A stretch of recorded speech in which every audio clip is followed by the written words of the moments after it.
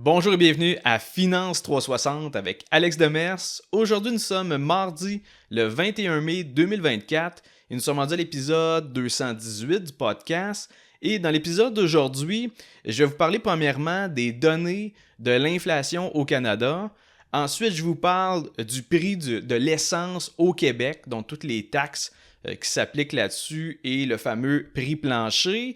Ensuite, je vais vous partager la dernière position secrète du portefeuille de Warren Buffett, donc dans Berkshire Hathaway. Et je vais finir en vous parlant de la fameuse question qui est qu'est-ce qui est mieux entre l'investissement en bourse versus l'investissement en immobilier, et je vais vous partager les raisons pour lesquelles j'ai choisi d'investir sur les marchés boursiers.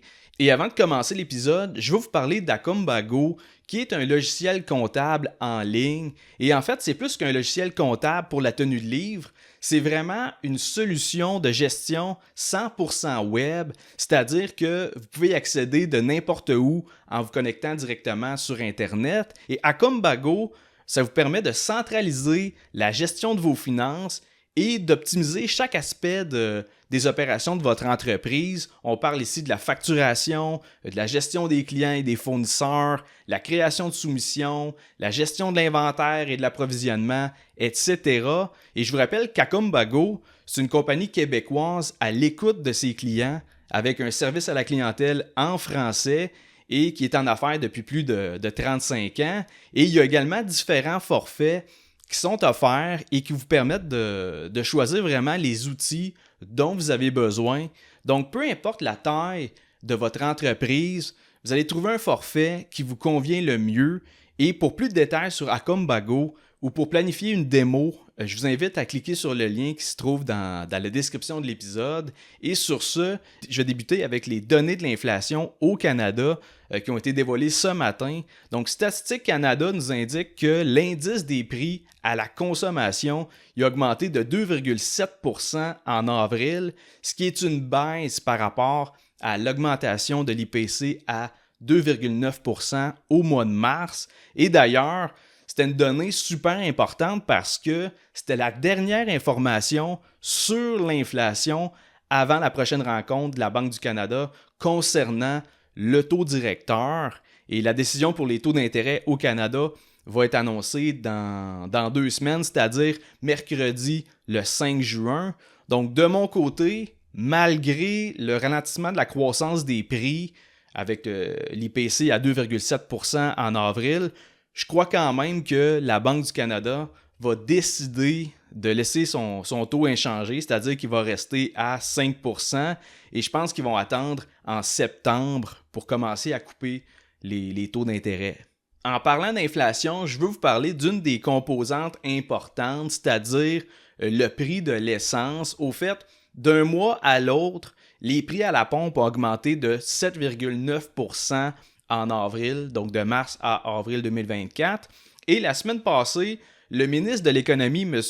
Fitzgibbon, a annoncé qu'il comptait abolir le prix plancher de l'essence pour réduire le coût du litre dans les stations-service. Et je vous rappelle qu'en 1997, on avait mis en place le prix plancher sur l'essence pour venir protéger les petits commerçants qui n'étaient pas capables de concurrencer les gros joueurs, c'est-à-dire que le prix de l'essence affiché par les gros joueurs était tellement bas que les petits détaillants n'arrivaient pas à faire de profit avec ça.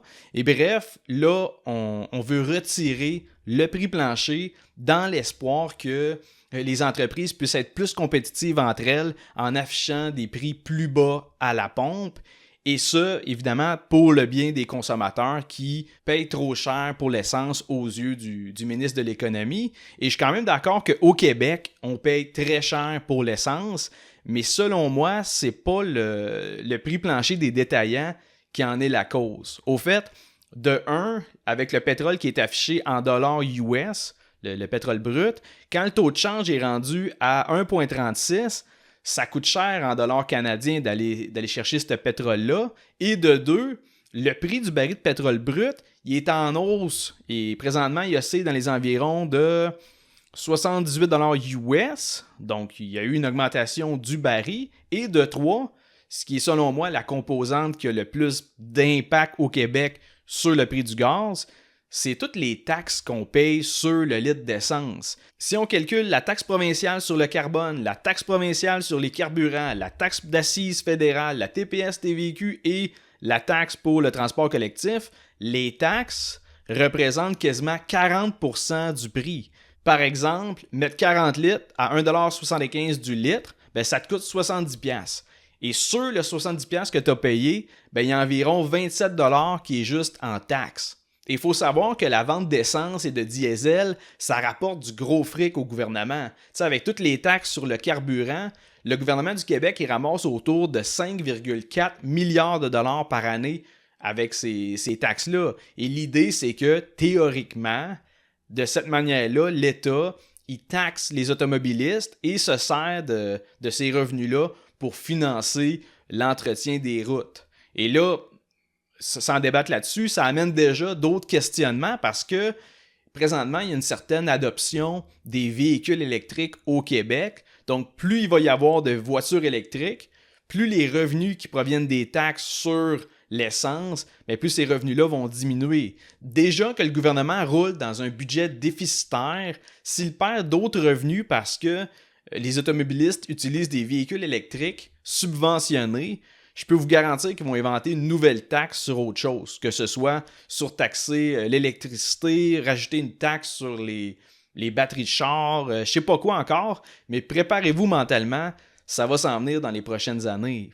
Ensuite, je vais revenir sur le formulaire 13F de Berkshire Hathaway, donc le formulaire 13F qui permet de voir ce qui se trouve à l'intérieur du portefeuille de Warren Buffett. Et avec le dernier rapport public, on a pu voir que on a pu en fait connaître la fameuse position secrète de Warren Buffett et c'est la compagnie d'assurance Chubb, symbole CB, une compagnie qui est cotée sur la bourse de New York. Et en termes de chiffres, Buffett a acheté 26 millions d'actions de Chubb et ça représente un investissement totalisant près de 6,7 milliards de dollars. Et d'ailleurs, ça fait plusieurs trimestres qu'il accumule cette position-là et il avait obtenu la permission de la SEC pour cacher ces transactions-là. Évidemment, c'était pour parvenir à acheter des actions sans que les autres investisseurs du marché copient son move et par conséquent fassent monter le prix de l'action. Et au fait, juste suite au dévoilement de l'achat de Chubb par Berkshire Hathaway, jeudi passé, les actions de la compagnie Chubb ont monté de 7,5%. Et j'ai analysé un peu les états financiers de l'entreprise et on peut effectivement constater que les finances de Chubb sont très solides. La compagnie d'assurance affiche une marge de profit opérationnelle de 21% et un rendement des capitaux propres de 16%. De plus, au prix actuel, le prix de l'action représente un multiple de seulement 12 fois le bénéfice par action. Et je comprends pourquoi cette compagnie-là a attiré son attention. Et ce n'est pas la première fois que Warren Buffett fait un investissement important dans une compagnie d'assurance. En fait, il faut savoir qu'il a littéralement sauvé la compagnie d'assurance Geico de la faillite en 1976. En fait, il a décidé d'investir là-dedans. Et ensuite, il a continué de grossir sa position durant les années 1980. Et en 1995, il a acheté le reste de Geico pour la somme de 2,3 milliards de dollars. Autrement dit, depuis 1995, l'assureur Geico est 100% détenu par Berkshire Hathaway.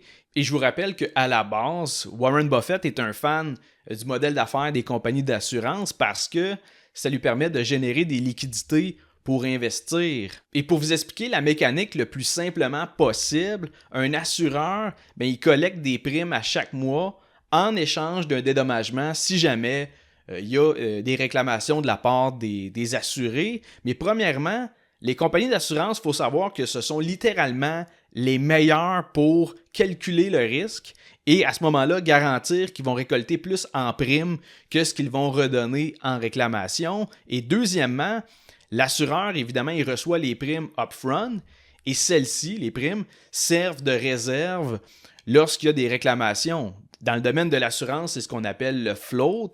Et le point intéressant avec ça, c'est que en attendant, l'assureur il a le droit d'investir le float pour le faire fructifier.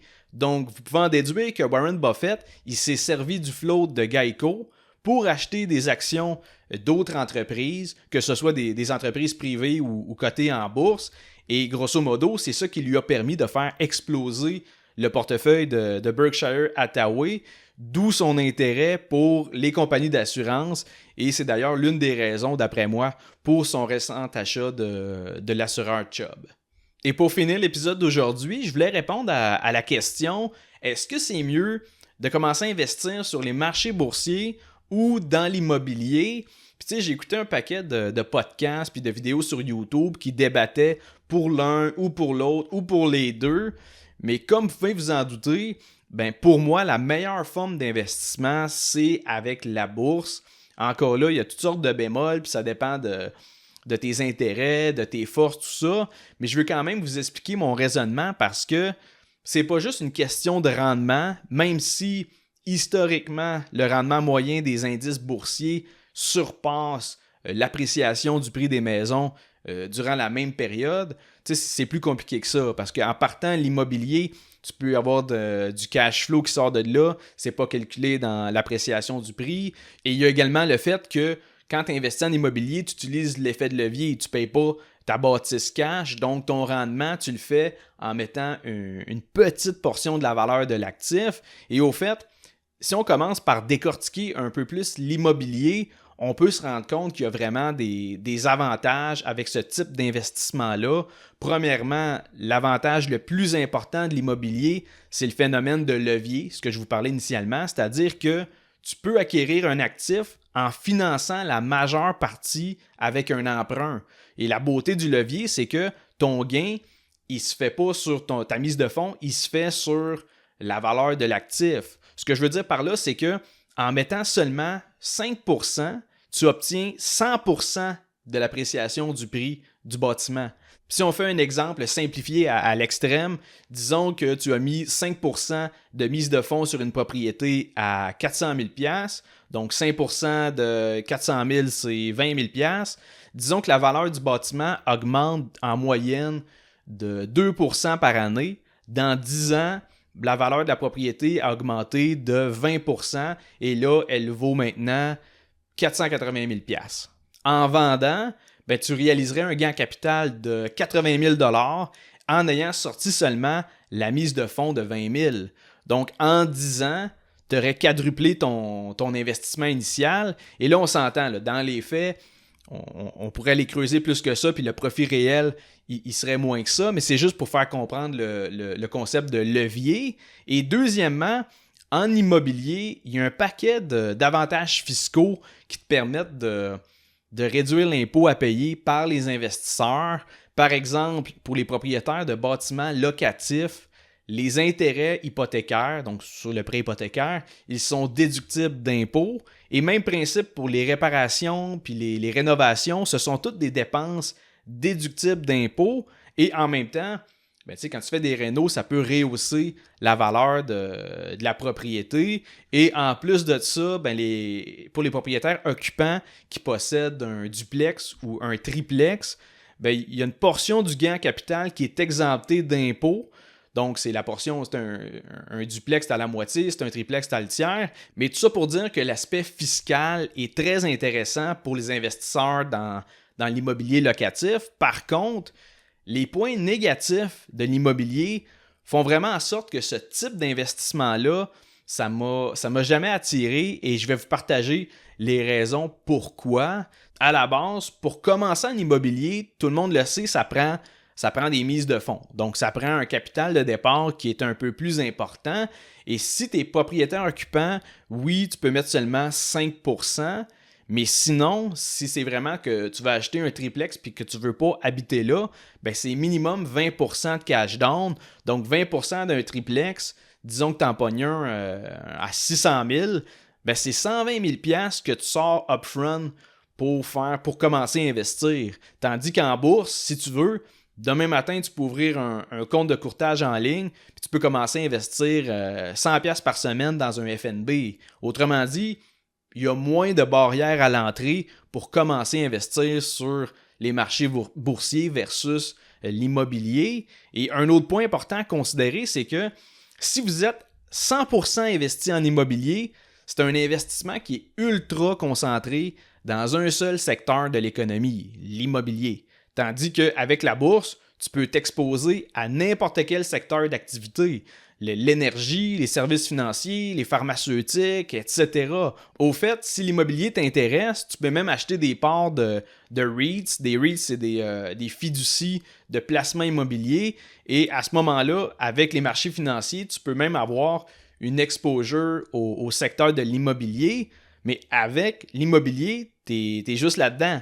T'as pas de marge de manœuvre. Là. On s'entend, faut pas que tu te trompes, faut pas qu'il arrive une catastrophe parce que tu as une grande partie de ta valeur nette qui est cannée dans un actif immobilier qui est financé à 80% par de la dette. Donc, ça ne te laisse pas un grand jeu. Et comme je te dis, tu es tout le temps à la merci d'un imprévu majeur qui pourrait venir comme scraper ta thèse d'investissement. Et oui, l'effet de levier, c'est le fun quand les prix montent. Tu sais, tout le monde s'enrichit de cette manière-là, puis on utilise la fameuse méthode de refinancement pour récupérer sa mise de fonds. Puis après ça, on sert de liquidité pour continuer à grossir son parc immobilier, puis tout va bien. Ça, c'est dans le scénario où les prix font juste monter. Mais mettons qu'il arrive de quoi et que le prix des maisons descende pendant une couple d'années. Mettons que ça descend tellement que la valeur marchande de ta propriété, elle devient inférieure à ton hypothèque. Dans ce cas-là, mettons que tu devrais vendre, ben de un, tu as perdu ta mise de fonds, et de deux, même en vendant ton actif, tu vas devoir encore de l'argent à la banque. Donc, c'est sûr qu'au Canada, on est tellement habitué que le prix des propriétés font juste monter non-stop depuis les 30 dernières années que les investisseurs, ils pensent même pas à cette possibilité-là. C'est comme même pas dans l'équation. Surtout avec l'explosion des prix durant la pandémie, ça crée des attentes démesurées pour les nouveaux propriétaires. Donc, c'est sûr que ça a créé un certain engouement du côté de l'investissement immobilier. Et au final, pour moi, l'immobilier, ce n'est pas réellement une forme d'investissement passif. Ce que je veux dire par là, c'est que sur papier, oui, sauf que à mes yeux, dans les faits, avoir des bâtiments locatifs, c'est plus une forme de business que de l'investissement pur. On parle souvent de revenus passifs avec les loyers, mais tu sais, avec tout l'entretien, les réparations, les baux avec les locataires, puis tout le trouble potentiel que tu peux avoir avec justement les locataires, puis le tribunal administratif du logement, pour moi, je ne vois pas grand-chose de passif là-dedans. Et oui, je suis conscient que les loyers qui rentrent à chaque mois, ben, ça te permet de générer du cash flow, mais il ne faut pas oublier que ça se peut que tu piges dans cet argent-là pour payer toutes les mauvaises surprises, puis les réparations, les rénaux, tout ça. Et pour moi, un actif que tu dois continuellement sortir du fric pour l'entretenir, c'est pas une forme d'investissement qui m'excite. Et pour conclure là-dessus, je veux quand même préciser que là, je fais une comparaison entre l'immobilier et la bourse. Mais quand je parle d'investissement en bourse, je fais référence à la gestion d'un portefeuille pour le long terme. Là, je ne parle pas du day trading ou d'autres types de transactions boursières, là, que ce soit le day trading, le swing trading, le trading sur les options, etc., même les futures.